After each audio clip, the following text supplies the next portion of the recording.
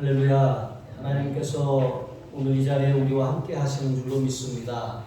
하나님의 전을 찾은 여러분에게 하나님의 은혜와 평강이 함께 하시기를 주님의 이름으로 축복합니다.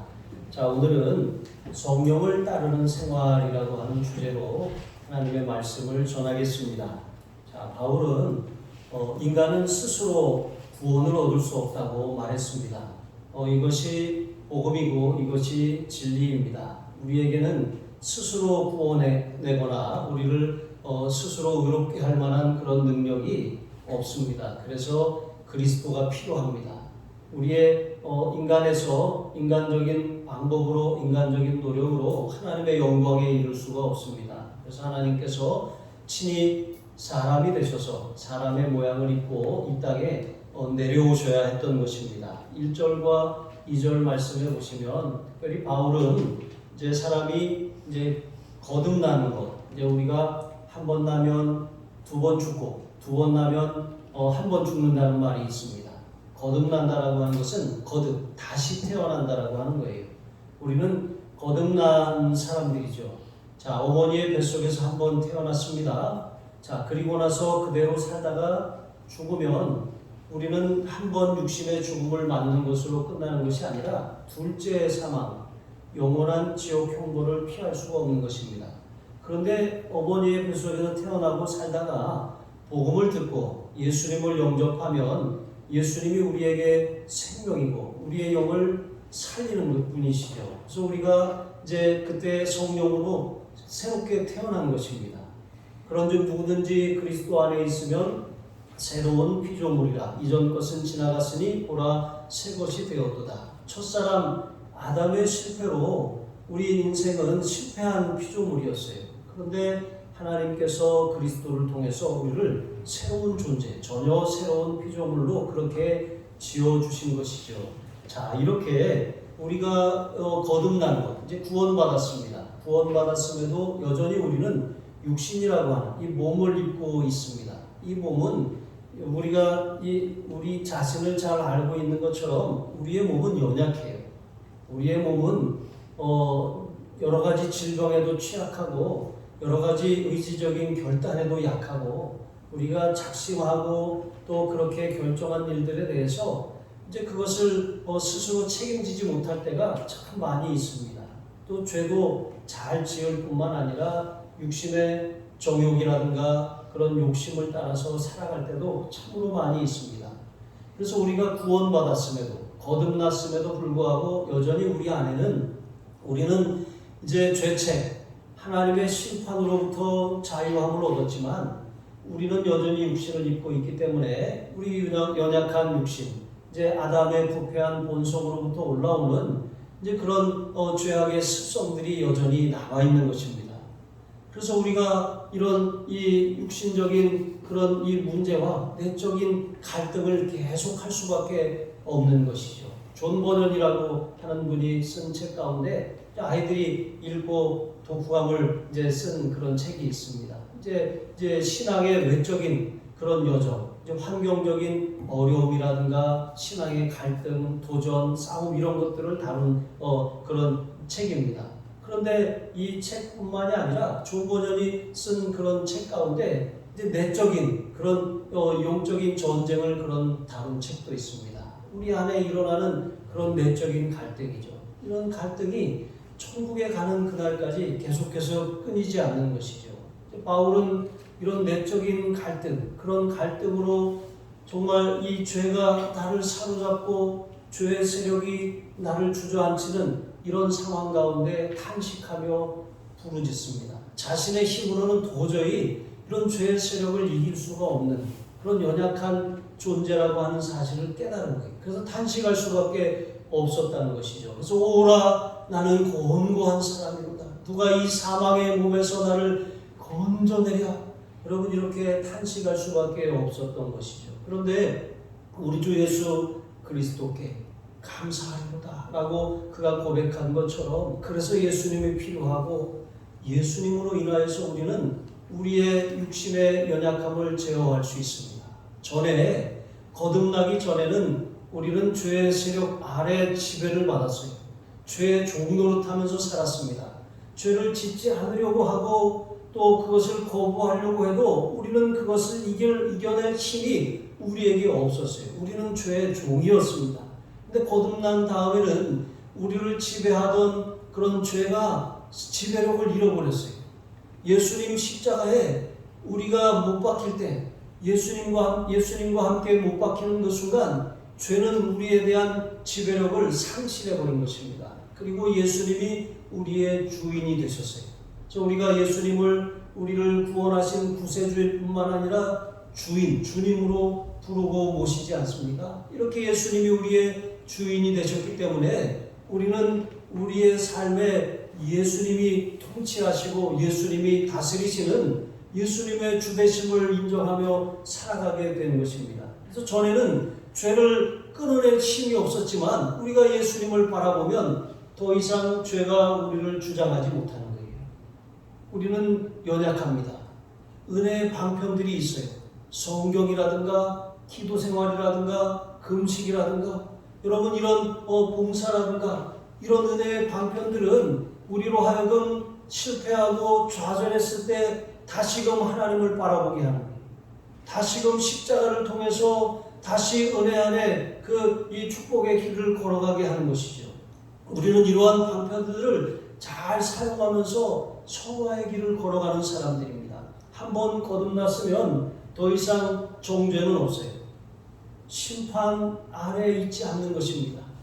영원한 생명을 얻은 것입니다. 그럼에도 불구하고 육신을 입고 있기 때문에 아담의 부패한 본성이 우리를 자주 내적인 갈등으로 그렇게 몰아넣는 것입니다. 그럴 때마다 우리는 나 자신을 의지할 것이 아니라 우리의 구원이 오직 예수 그리스도의 공로로 되어진 것처럼 우리의 성화 또한 예수님을 의지함으로 이겨나갈 수가 있어요. 실패하지만 좌절하지만 다시 십자가를 보고 일어나면서 맷집이 자라나고 또 우리가 점점 더 어린아이의 신앙을 벗어버리고 장성한 자를 향해서 그렇게 자라가게 되는 줄로 믿습니다. 예수님 십자가에 하나님께서 우리에게 쏟아부으실 모든 진노와 저주를 다 쏟아부으셨어요. 우리가 받아야 될 정죄가 남아있지 않습니다. 우리가 받아야 될 저주와 그런 우리에 대한 심판이 남아있지 않은 거예요. 오직 예수님을 믿는 모든 사람들에 대한 그런 모든 저주와 그런 진노는 하나님이 예수님 십자가에 다 쏟아부으셨어요. 우리가 당할 정죄를 예수님이 당하신 거예요. 우리가 그 사실을 받아들이고 믿으면 우리는 사망에서 생명으로 옮겨진 거예요. 영원한 생명을 소유한 것입니다. 심판을 받지 않는 것입니다. 여러분, 그런데 이렇게 우리가 정죄를 받지 않지만 여전히 우리에게 남아있는 이 부패성 때문에 우리는 실수하고 넘어져요. 죄를 저지릅니다. 그럼 사단이 득달같이 와서 우리를 고소하고 하나님 앞에 참소하는 거예요. 쟤 저렇게 하지 않았습니까? 그러면서 또 우리 마음에 우리의 양심에도 가책을 느끼게 하면서 야, 내가 정말 하나님의 자녀냐? 성도가 이렇게 할 수 있냐? 하나님의 자녀가 이렇게 이런 죄를 또 저지를 수 있냐? 이렇게 하면서 우리를 참소하는 것입니다. 하지만 여러분, 우리가 같은 죄에 대해서 계속해서 양심의 가책을 느끼고 성령께서 책망을 하시고 또 마귀가 참소하는데도 불구하고 계속 반복하지 않는다는 거예요.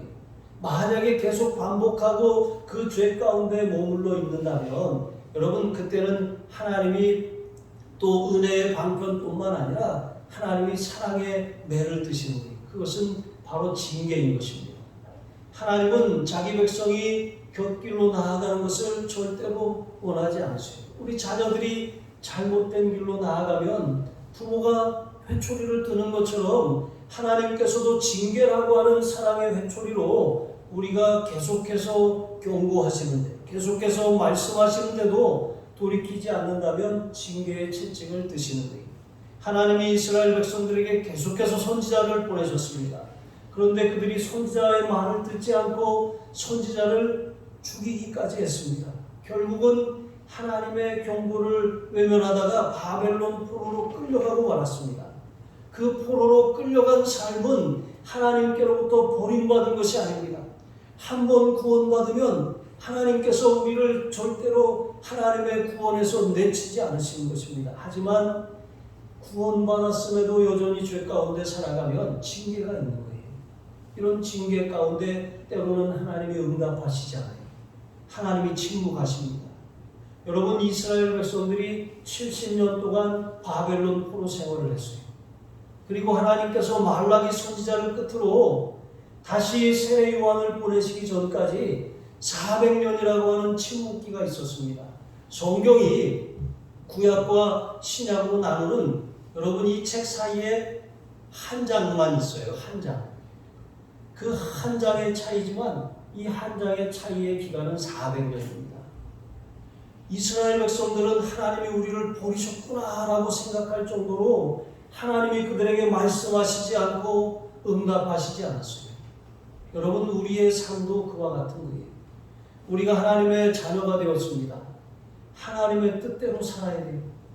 하나님의 말씀에 순종하고 우리의 삶에 이 구원하신 그 은혜를 갚는 심정으로 살아가야 합니다. 그런데도 우리가 그 은혜를 망각하고 한번 구원받았으니까 어차피 천국 가는데 이 세상 마음껏 살아보자. 여러분, 이렇게 살 수 있습니다. 그렇게 살아도 좋습니다. 하지만 그러한 삶에는 환난과 권고가 끊이지 않는 거예요. 구원은 맞지만 이 세상에서 정말 지옥 같은 삶을 살아가는 거예요. 죽어서 천국 갈지 모르겠지만 이 땅에서의 삶이 지옥인 것이죠. 여러분, 그렇게 살지 마시기를 바랍니다. 그러므로 우리는 그리스도 안에 있는 자에게는 결코 정죄함이 없다고 말씀하신 것처럼 한 번 받은 구원은 절대로 빼앗기거나 잊어버리지 않는 것입니다. 하지만 우리가 구원받았다고 해서 방종할 것이 아니라 날마다 그리스도를 의지하고 또 그리스도께 순종하고 그리스도께 물으며 그렇게 살아가야 하는 것이죠. 때로는 실패하고 때로는 죄 가운데 넘어질지라도 다시 십자가를 바라보는 거예요. 성령께서 책망하시고 말씀으로 깨닫게 하시고 또 사단이 정죄하며 우리의 양심이 자극을 받을 때 여러분 그때 회개하고 돌이키는 거예요. 그러면 다시 하나님의 은혜가 우리의 삶 가운데 머무르게 되는 줄로 믿습니다. 자, 이렇게 하나님께서는 징계를 통해서 우리가 다시 하나님께로 돌아오게 하십니다. 우리는 이 성령의 법, 생명의 법, 죄와 사망의 법이 아니라 생명과 성령의 법을 따라 살도록 그렇게 하나님이 리셋을 하신 거예요. 다시 프로그래밍을 하신 것입니다. 우리가 아담의 범죄로 인해서 아담의 원죄를 물려받아 실패했지만 그리스도를 통해서 그리스도 안에서 하나님 우리를 새롭게 재창조해 주셨어요. 그러므로 우리는 이전까지는 우리의 노력, 우리의 수고, 이런 죄와 사망의 법칙을 따라 살았지만 이제는 그렇지 않습니다. 사망을 향해서 달려가는 것이 아니라 생명 가운데 살다가 저 영원한 생명이 있는 천국을 향해서 달려가는 사람들인 것이죠. 더 이상 참소나 더 이상 저주가 우리에게 있지 않습니다. 여러분, 수영을 이제 물놀이 해보셨죠? 물놀이 하면 이제 수영을 배우기가 처음에 굉장히 어렵습니다. 왜 어려운가 하면 힘을 안 빼기 때문에 그래요. 저도 한 1년 정도 수영을 이렇게 배운 적이 있었어요.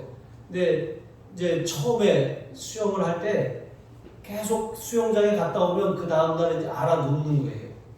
온몸이 알이 배고 온몸이 두드러 맞은 것처럼 아픈 거예요. 그래서 왜 이렇게 아픈가 했는데 그게 너무나도 오래 가니까 나중에는 그만 다니고 싶더라고요. 근데 돈 낸 게 아까워서 이게 다니게 되었는데 그렇게 다니다 보니까 어느 날 이제 기술을 익힙니다. 그래서 기술로 하는데 이 기술도 한계가 있어요. 기술이 없을 때는 그냥 꼬르륵이었는데 기술을 가지고 하니까 막 기를 쓰고 이렇게 합니다. 그런데 그래도 힘들어요. 멀리 가지를 못하는 거예요. 근데 어느 날 누가 그 강사 선생님이 저한테 그러더라고요. 힘을 좀 빼세요. 물에 몸을 맡기세요. 그러시더라고요. 그래서 그게 뭔데요? 그랬더니 물에 가만히 침대에 눕는다고 엎드리면 그냥 떠요. 안 빠지려고 허우적거리면 빠져들어갈 수밖에 없어요. 근데 그냥 침대다 생각하고 그냥 엎드리세요. 그러면 떠요. 그래서 정말 그렇게 해봤습니다. 그랬더니 뜨더라고요. 그리고 좀 있다 보니까 의심이 생겨서 또 고개를 팍 이렇게 또 들어요. 그러니까 또 가라앉아요. 그랬더니 또 그러더라고요. 고개를 들면 안 돼요. 고개를 쳐박아야 돼요. 그러더라고요. 그래서 이 머리가 이 무게의 중심이기 때문에 이 고개를 들면 몸도 가라앉고 고개를 이렇게 쳐들면 이게 반대로 이렇게 뜨지 못하는 거예요. 그래서 그 원리를 그때 배웠습니다. 그리고 나서 이제는 잘합니다. 물에 던져놔도 안 빠져 죽습니다. 여러분, 우리의 신앙도 마찬가지예요. 우리가 거듭나기 전에는 내 힘으로 살았어요. 내 공로를 가지고 살았어요. 신앙생활을 오래 하다 보면 기술을 익혀요. 신앙의 기술을 익힙니다. 그래서 이렇게 하면 되는구나 라고 이렇게 배운 대로 할 수가 있어요. 그런데 여러분, 배운 대로 한다고 해서 그 신앙이 하나님 보시기에 제대로 된 신앙이 아닌 것입니다. 완전히 죽어지고 완전히 맡기는 신앙이 그게 참된 신앙인 것이고, 물에 몸을 맡기는 것처럼 우리가 그리스도와 함께 십자가에 죽었어요. 내가 발버둥 쳐서 물에 뜨려고 하는 것이 아니라 물에 몸을 완전히 맡기는 것처럼 내가 십자가에 못 박아 죽었음을 선언하고 인정하는 거예요. 그리고 그 다음부터는 내 힘으로 살아가는 것이 아니라 주님을 의지해서 맡기고 살아가는 것입니다. 여러분, 그렇게 살아가는 삶이 앞으로 나아갈 수가 있어요. 가라앉지 않는 것입니다. 자, 이렇게 안 빠지려고 허우적거리는 것이 아니라 몸을 맡기면서 그리스도를 의지하고 살아가는 이러한 삶. 여러분, 이러한 삶이 아주 피곤하지 않은 거예요. 행복한 것입니다. 신앙생활을 해도 거듭났음에도 여전히 허우적거리고 여전히 그냥 이 영적인 근육에 이렇게 아립해가지고 힘들고 시험에 들고 지치고 주저앉는 그런 삶이 아니라 완전히 맡기는 삶을 살아가야 하는 것입니다. 그리스도의 공로로 구원받은 것처럼 우리가 성화의 길을 걸어가는 이 모든 순간순간이 그리스도를 의지함으로 우리가 앞으로 나아갈 수 있음을 깨달으시기 바랍니다. 그 3절과 4절 말씀에 보시면 바울은 이 타락한 육신은 절대로 율법의 요구를 이룰 수 없다 그랬어요. 내가 아무리 하려고 애를 쓰고 힘쓰고 노력해도 우리는 앞으로 나아갈 수 없는 그런 수영과 같이 가라앉을 수밖에 없는 것입니다. 그런데 우리가 맡기고 우리의 무능함을 깨닫고 나는 죽었습니다. 나는 완전히 그리스도께 복종하고 의지합니다. 라고 순종하며 나아갈 때 여러분, 우리가 헤엄쳐 나갈 수 있는 거예요. 베드로가 예수님의 말씀에 배 밖으로 나왔어요. 간이 배 밖으로 나온 거죠. 물 밖으로 걷기 시작합니다. 예수님을 바라보고 의지할 때는 물 위를 걸었어요. 그런데 이 풍랑이는 바다를 바라볼 때는 그 발이 빠져들어갈 수밖에 없었던 거예요. 여러분, 우리가 자신을 의지하고 자신의 능력을 생각하고 또 이 이성적인 그런 이 상황이나 또 환경을 생각하면 우리는 믿음으로 살지 못하는 거예요. 내 힘으로 사는 거예요. 힘겹고 어렵고 괴롭게 살아가는 거예요. 신앙생활에도 기쁨이 없는 거예요. 구원을 받았는데 우리의 삶에 행복이 없는 것입니다. 그렇게 살 이유가 하나도 없다고 말씀하고 있는 것입니다. 여러분, 인간이 만든 모든 종교가 다 그래요. 인간이 만든 모든 종교는 사람의 노력으로 마치 산에 오르는 것 같습니다. 이 산에 올라가는데 어떤 종교는 이 앞산으로 올라가고 어떤 종교는 옆으로 해서 올라가요. 또 어떤 종교는 우리는 더 고행을 해야 돼 하면서 암벽 등반을 해서 올라가는 것입니다. 그렇게 막 꼭대기까지 올라가는 것, 이게 종교입니다. 종교라고 하는 말의 한자가 마루 종자에다가 가르칠 교자예요. 가장 높은 가르침이라고 하는 거예요. 우리의 가르침이 최고다. 우리의 방법을 따르면 우리가 꼭대기, 구원, 열반에 이룰 수 있다. 하나님의 영광에 이룰 수 있다. 신의 경지에 도달할 수 있다. 이렇게 생각하는 거예요. 그런데 사람은 올라갈 수가 없는 거예요. 하나님의 영광에 미치지 못하는 것입니다. 그래서 하나님께서 내려오셔야 하는 것이죠. 여러분, 유일하게 기독교만이 신이 인간이 된 존재예요. 하나님이 사람의 몸을 입고 사람의 모양으로 내려오셨어요. 사람이 되셔서 사람의 죄를 짊어지시고 십자가에서 죽으셨어요. 그래서 우리가 예수님을 의지하면 구원을 받는 것이고, 예수님을 의지하면 이 땅에 살면서 우리가 생명의 원리를 따라서 천국까지 순탄한 길을 걸어갈 수가 있게 되는 것입니다. 그렇지 않고 우리의 노력과 우리의 힘과 우리의 수고로 살면 참 힘들어요. 교회 봉사도 마찬가지입니다. 우리가 열심히 봉사하고 섬기는데 누가 보지 않든 내가 주님의 몸된 교회를 섬긴다 이런 마음으로 섬기면 피곤하지 않아요. 지치지 않아요. 다른 사람이 나를 알아주던 알아주지 않든, 다른 사람이 나를 도와주던 도와주지 않든 나는 내 길을 가는 것입니다. 그런데 우리가 그렇지 않고 내 힘을 의지하고 내가 그냥 내 노력을 거기다가 내 방법으로 쏟아부으면 실망하는 거예요. 시험 들고 좌절하는 거예요. 다른 사람이 왜 나를 도와주지 않지? 왜 나를 알아주지 않지? 이것처럼 마르다처럼 그렇게 불평하고 원망하게 되는 것입니다. 그런데 주님과 깊이 교제하고 주님께 맡기면서 살아가는 사람들은 힘들지 않아요. 다른 사람이 보이는 것이 아니라 항상 주님이 보입니다. 마리아처럼 항상 주님과 교제하고 주님이 주시는 귀한 은혜에 감사해서 정말 그 은혜의 빚을 갚을 수 없는 그 빚을 갚는 심정으로 주님을 섬기고 성도를 섬기고 주님의 몸된 교회를 섬기게 되는 줄로 믿습니다. 사람의 노력이나 사람의 공로가 아니에요. 오직 그리스도를 의지하고 그리스도 안에 있을 때 우리가 정죄함이 없을 뿐만 아니라 우리의 수고가 힘들지 않아요. 지치지 않는 것입니다. 여러분, 두 가지 길이 있는 거예요. 그리스도를 전적으로 의지하며 살아가든지, 아니면 제가 조금 전에 말씀을 드렸던 것처럼 안 빠져 죽으려고 길을 수고하고 남들 이렇게 하네 나도 이렇게 해봐야지, 그런 방법과 기술들을 익혀서 내 노력과 내 수고를 가지고 가는 거예요. 여러분, 앞으로 나아가지도 못하고 힘만 빠지는 것입니다. 어쩌면 주님께서 우리의 힘이 다 빠질 때까지 기다리실지도 몰라요. 그래서 꼬로로록 이제 더 이상 나는 할 수 없습니다. 그때서야 강사가 물에서 끄집어내가지고 힘 빼세요. 이렇게 하면 빠져 죽어요. 접시물에 코 박아요. 하면서 이렇게 방법을 알려주고 완전히 물에 맡기세요. 완전히 나 죽었다 생각하세요. 내가 여기서 안 빠져 죽으려고 하지 마세요.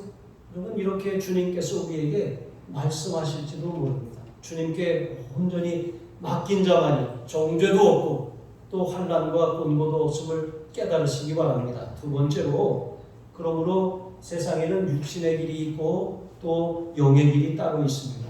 5절과 6절 말씀해 보시면 육신의 생각을 따라 사는 길이 있어요. 육신의 생각을 따라 가는 길은 온통 그 생각만 하는 거예요. 육신의 일에만 마음을 집중하고 거기에만 관심을 두는 거예요. 여러분, 이런 사람의 마음에는 계속 내적인 갈등이 끊이지 않는 것입니다. 그 삶에 기쁨이 하나도 없는 것입니다. 마음에 평안이 없어요. 늘 불안해요. 늘 쫓기는 삶을 살아갈 수밖에 없게 된다라고 하는 것이죠. 그런데 여러분, 영의 일에 이 마음을 두는 사람은 어떤 사람입니까? 우리가 그리스도를 통해서 그리스도를 의지함으로 구원받았잖아요. 거듭났잖아요. 그럼 거듭나면 우리 안에 성령께서 들어오세요. 성령은 그리스도의 영이에요. 내가 영원토록 세상 끝날까지 너희와 함께 하리라 말씀하신 것처럼 성령께서 우리 안에 들어오셔서 우리와 함께 거하며 사시는 거예요.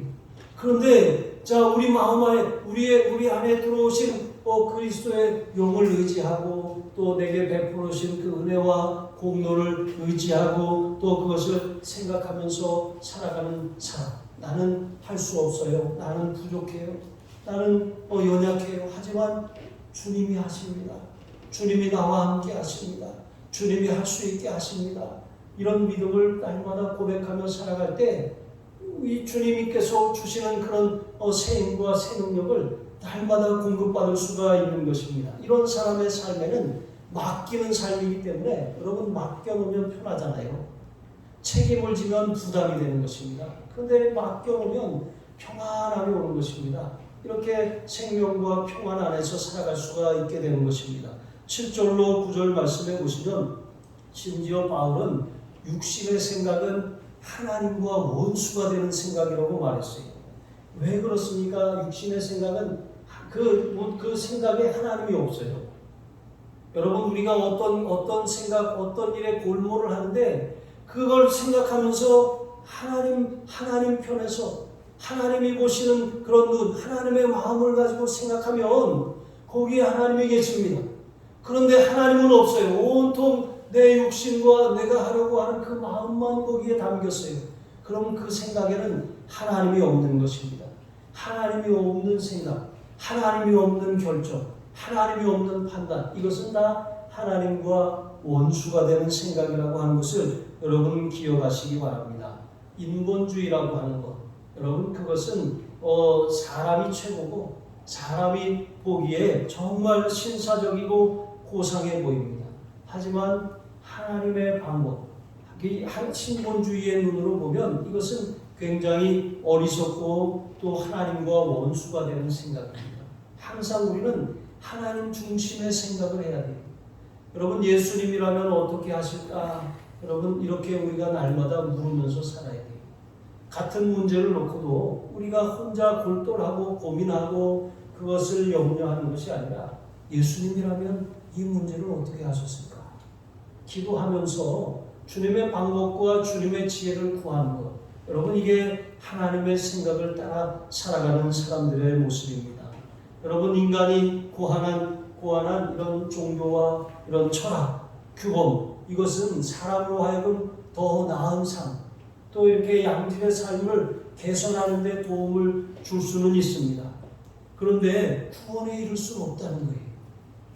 어떤 도덕도, 어떤 철학도, 어떤 종교 행위로도 구원에 이를 수가 있는 것이 아닌 것입니다.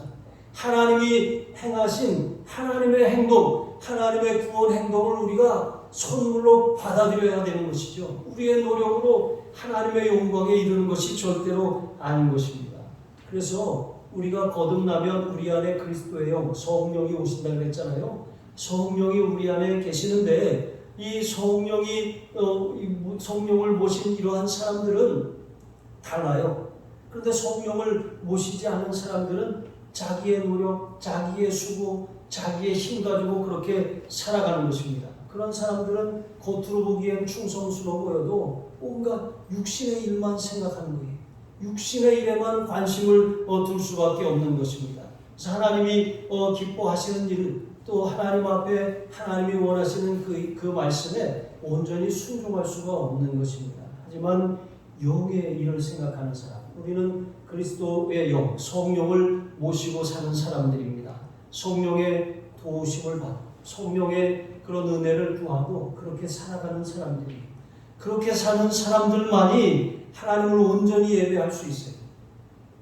그렇게 사는 성령을 의지하며 사는 사람들만이 복음의 진리를 온전히 깨달을 수가 있는 것입니다. 성령을 의지하며 사는 사람들만이 하나님의 뜻을 온전히 분별하고 온전히 순종할 수가 있어요. 그런데 성령을 의지하지 않고 성령이 없는 사람들은 온통 인간적인 생각으로만, 인간적인 기준으로만 볼 수밖에 없는 것이죠. 이런 삶에는 성령의 열매가 맺히는 것이 아니라 육신의 열매가 맺히는 거예요. 육신의 열매는 사망이라고 했습니다. 먹을 수가 없는 열매예요. 먹으면 안 되는 것이죠. 아담이 먹으면 안 되는 선악과 열매를 따먹었던 것처럼 육신의 열매, 육신을 따라 살아서 거두는 그 육신의 열매는 우리를 죽이는 거예요. 우리 영혼을 죽이고 하나님과 상관없는 길을 걸어가게 만드는 것이죠. 하지만 성령의 열매, 여러분, 이것은 우리를 유익하게 합니다. 우리를 복되게 합니다. 형통하게 하는 것이죠. 성령을 따라 사는 길, 아니면 육신의 생각을 따라 사는 길, 두 가지의 길 가운데 무엇을 선택할 것인지 여러분 우리가 택해야 한다라고 하는 것입니다. 아까도 말씀을 드렸던 것처럼 한 번 나면 두 번 죽고 두 번 나면 한 번 죽는다고 했습니다.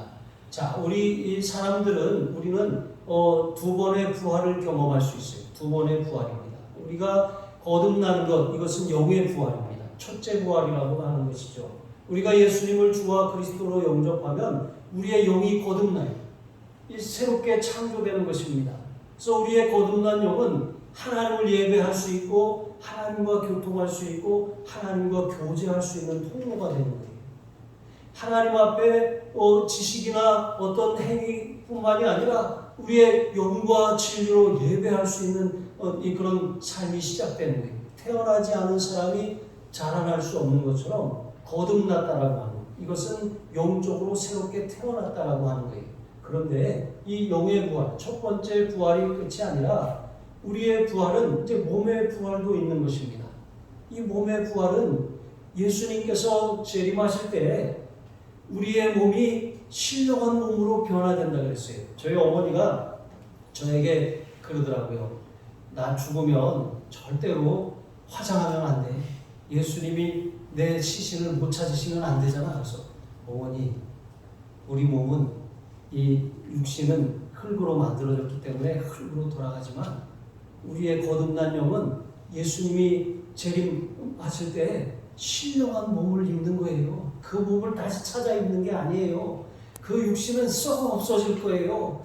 화장할 거예요. 그랬더니 불효자라고. 풀 깎기도 힘들고요. 얼마나 이 납골 땅에 모시면 좋아요. 그랬더니 어머니가 다시는 그런 얘기 꺼내지도 말라고 이제 그랬습니다. 여러분, 우리의 몸은 예수님 재림과 함께 이제 이 신령한 몸을 입는 거예요. 이게 두 번째 부활입니다. 그런데 우리가 믿는 자나 믿지 않는 자나, 첫째 부활을 경험한 자나 경험하지 않은 자나, 불신자도 똑같이 육신의 부활을 해요. 영은 부활하지 않았는데 육신이 부활하는 거예요. 그리스도에는 영이 부활하고 몸도 부활합니다. 그런데 불신자들은 영은 부활하지 않았는데 죽은 영인데 몸이 부활해요. 그런데 이 몸이 영원토록 영원한 지옥 형벌을 받는 거예요. 이게 둘째 사망이라고 요한계시록에 말씀하고 있는 것입니다. 그래서 이 땅에 사는 날 동안 그냥 착하고 선하고 남한테 해를 안 끼치고 살다가 그냥 죽으면 안 되는 거예요. 반드시 거듭나야 되는 것입니다. 거듭난 영과 거듭난 몸, 이 몸이 결합을 해야 천국에 들어가는 거예요. 그런데 거듭난 영과 이 거듭나지 않은 죽은 영 상태로 이 거듭난 이 부활한 이 몸과 결합하면 그 몸을 가지고 지옥에 가서 영원한 고통을 당한다라고 하는 것입니다. 그래서 우리가 이 세상에 사는 날 동안 영의 길을 걸어가는 사람들입니다. 영의 길을 선택한 사람들이죠. 구원받은 사람들인 것입니다. 그러니까 우리가 구원받은 사람들이 이 땅에서 굳이 지옥의 삶을 연습할 필요가 없잖아요. 굳이 지옥같이 살 이유가 하나도 없잖아요. 어차피 거듭났는데 정말 우리가 성령께 순종하고 성령의 열매를 맺으며 성령의 인도하심을 따라 사는 것이 합당하지 않겠습니까? 이렇게 하나님께서는 영의 길, 생명의 길을 우리에게 마련해 놓으셨어요. 그 길을 우리가 걸어가는 사람들입니다. 그래서 12절로 13절 말씀해 보시면 이제 하나님께서 독생자의 피로 우리를 값주고 사셨어요. 우리는 우리의 죄를 스스로 갚을 능력이 없지만 하나님께서 자신의 아들의 피로 이 죄값은 사망이라고 그랬잖아요. 우리의 죄값을 지불해 주셨어요. 우리가 그 사실을 믿기만 하면 우리는 하나님 앞에 더 이상 갚을 죄의 빚이 남아있지 않은 거예요.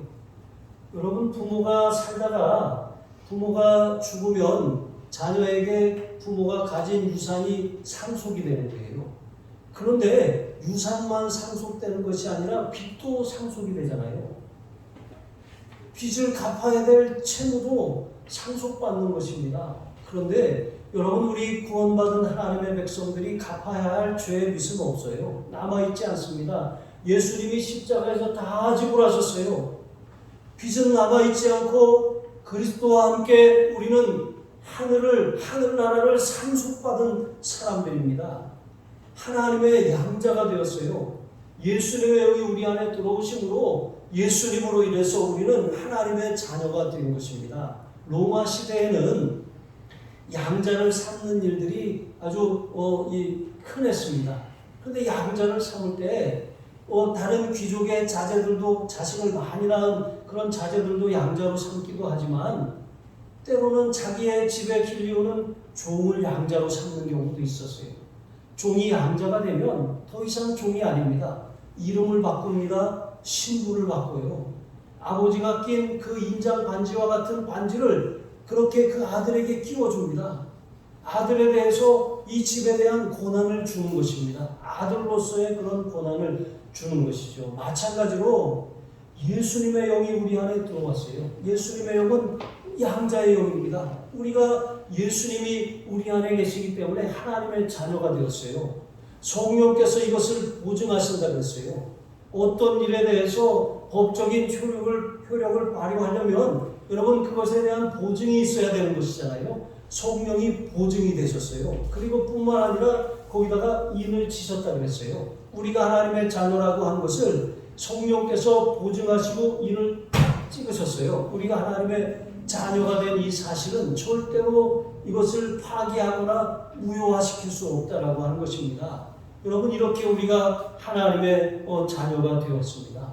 이 하나님의 자녀가 되었으면 더 이상 죄의 종으로 사는 것이 합당하지 않은 것 아니겠습니까? 이제 우리가 육신에게 져서 육신대로 살 것이 아닙니다. 때로는 육신의 욕망, 아담의 부패한 본성 안에서 올라오는 이런 죄의 유혹이 우리를 끌어내릴 때가 있습니다. 하지만 우리가 넘어질 수도 있고 죄를 저지를 수도 있어요. 하지만 성령께서 우리를 책망하시고 하나님의 말씀이 거울이 되어서 우리를 이렇게 깨닫게 하실 때 우리는 회개하고 돌이키는 거예요. 사단이 우리에게 정죄할 때 우리는 사단을 대적할 뿐만 아니라 죄를 버리는 거예요. 죄가 우리를 지배할 때, 죄의 통치를 받을 때는 우리는 죄를 이길 힘이 없었어요. 하지만 우리가 그리스도의 통치를 받는 그리스도의 주되심을 얻은 사람들이에요. 그러니까 우리가 예수님을 의지하고 우리가 우리의 죄에 대해서 더 이상 지배권이 없음을 선언하고 주님, 내 힘으로는 이것을 끊어낼 수 없지만 주님께서 저를 주인이 되어서 통치하고 계십니다. 주님께 내 마음과 내 삶을 올려드립니다. 주님이 이것을 십자가에 못 박으셨습니다. 여러분 우리가 이렇게 죄에 대해서 항거할 때 예수님을 바라볼 때 죄는 더 이상 우리를 주장할 수가 없는 거예요. 힘을 이미 잃어버렸기 때문에 더 이상 그것이 우리를 유혹할 수 있을지 모르겠지만 우리를 끌어내리지는 못하게 되었다라고 하는 것입니다. 자, 이렇게 우리는 그리스도를 통해서 하나님의 자녀가 되었습니다. 하나님의 자녀가 된 사람들, 여러분 우리가 할 수 있는 일, 우리가 빚을 갚겠습니까? 우리가 어떻게 하나님을 위해서 어떻게 하겠습니까? 여러분 그것이 아니에요. 17절 말씀해 보시면 우리가 그리스도로 말미암아 이제 자녀가 되었잖아요. 자녀가 되었으면 그리스도와 함께 고난을 받는 것이 마땅하다 그랬습니다. 그리스도와 함께 고난을 받는다라고 하는 것이 무엇입니까? 여러분 우리가 그리스도를 통해서 하늘나라를 상속받았어요. 성경에 있는 성경 66권의 약속이 그리스도 안에서 우리의 것이 되었어요. 우리가 이 약속을 근거하고 약속을 의지해서 기도하면 하나님이 우리에게 이 약속을 이루어 주십니다. 엄청난 축복을 받았어요. 그런데 하나님은 약속뿐만 아니라 우리에게 사명도 주셨다는 거예요. 아브라함을 부르셨을 때 아브라함아 너는 너의 본토 친척 아비집을 떠나서 내가 너에게 지시할 땅으로 가라. 여러분 하나님께서 그렇게 떠나서 가라고 하셨어요. 그러면서 그 뒤에 내가 너로 큰 민족을 이루고 내 이름을 창대하게 하고 너를 복이 되게 할 것이다 약속하셨어요. 여러분 하나님의 약속 안에는 축복이 있어요. 하지만 이 축복이 우리의 것이 되기 위해서는 하나님 앞에 순종이 뒤따라야 한다라고 하는 것이죠. 그리스도께서 우리를 위해서 희생하셨어요. 우리를 하나님의 자녀가 되게 하셨어요. 우리가 구원받는 데 있어서 우리가 더 이상 할 일이 없습니다. 오직 그리스도만을 의지하며 살아가는 것입니다. 그런데 이와 같은 큰 복을 받은 우리가 영적인 그런 은혜의 빚을 갚는 심정으로 우리가 그리스도와 함께 고난을 당하는 것이 마땅하다라고 하는 것입니다. 여러분, 그 고난이 무엇입니까? 그것은 그리스도를 위해서, 복음을 위해서, 또 주님의 몸된 교회를 위해서 헌신하는 거예요. 희생하는 것입니다. 우리의 물질과 시간과 재능과 소유와 우리에게 하나님이 주신 것들을 가지고 하나님을 섬기고 이웃을 섬기고 교회를 섬기는 거예요. 여러분, 이것이 은혜 받은 사람들의 정확한 순서인 것입니다. 우리가 구원받기 위해서 섬기는 것이 아니라 구원받은 사람들이 그 은혜에 감사하고 감격해서 너무나도 큰 은혜와 너무나도 큰 복을 받았기 때문에 우리가 그 은혜에 감사해서 헌신할 수밖에 없게 되었다라고 하는 것이죠. 여러분, 이제 우리의 삶에 두 가지 길이 있습니다. 우리가 거듭났다면 우리는 그리스도의 영이 우리 안에 들어와 사시고 그리스도의 영인 성령께서 우리를 인도하고 이끌고 계십니다. 맡기는 삶을 살고 인도함에 순종하고 또 우리에게 말씀하실 때 복종을 하든지 아니면 여전히 내 마음대로, 내 멋대로, 내 생각대로, 내 감정대로, 내 기분대로, 내 뜻대로, 상황대로 어쩔 수 없었다고 그렇게 핑계하면서 살 것인지, 여러분, 그 결정은 우리의 몫인 것입니다. 한 번 구원받았지만 우리가 잘못된 선택을 하고 육신의 선택을 하면 환난과 곤고가 끊이지 않아요. 하지만 영적인 선택을 하면 행복합니다. 하나님이 우리의 삶을 맡아주십니다. 그러한 삶을 살아가시는 저와 여러분이 되시기를 주님의 이름으로 축복합니다. 우리 함께